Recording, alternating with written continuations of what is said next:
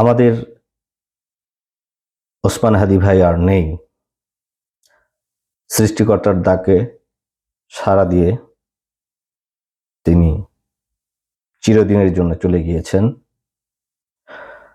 কিন্তু আমরা হাদির চিন্তা চেতনা, তার চিন্তাধারা, তার ইচ্ছা, তার স্বপ্ন একটি বৈষম্যহীন বাংলাদেশ,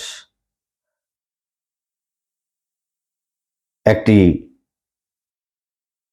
দুমুঠো ভাত পাওয়ার, একটি ন্যায় বিচার পাওয়ার বাংলাদেশ। হাদির সম্পূর্ণ চেতনাকে হৃদয়ে ধারণ করব এবং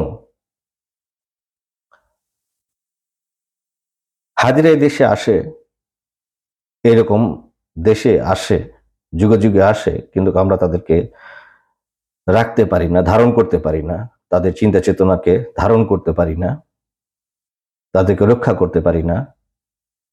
তারা হারিয়ে যায়, তারা মরে যায়, তাদেরকে হত্যা করা হয়। কিন্তু এবার আসুন আমরা সবাই এক একজন হাদি হয়ে যাই। হাদি যে চলে যাবে এইভাবে,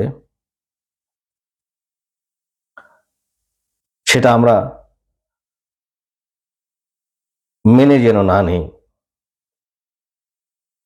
বর্তমান সরকারকে এটি নিশ্চিত করতে হবে, অর্থাৎ ন্যায় বিচার নিশ্চিত করতে হবে।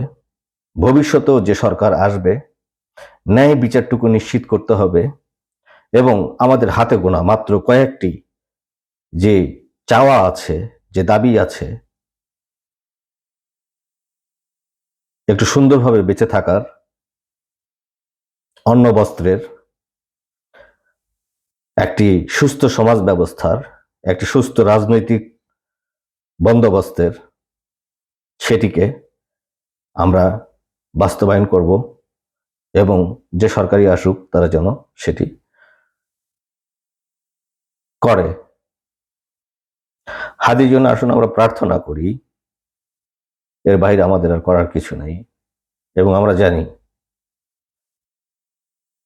আমরা হাদির কোনো ন্যায় বিচার পাব না, কিন্তু আমৃত্যু যেন আমরা এই ঘটনাটুকু মনে রাখি এবং যারা হত্যা করেছে তাদের বিচারের আওতায় আনার দাবি করতে পারি।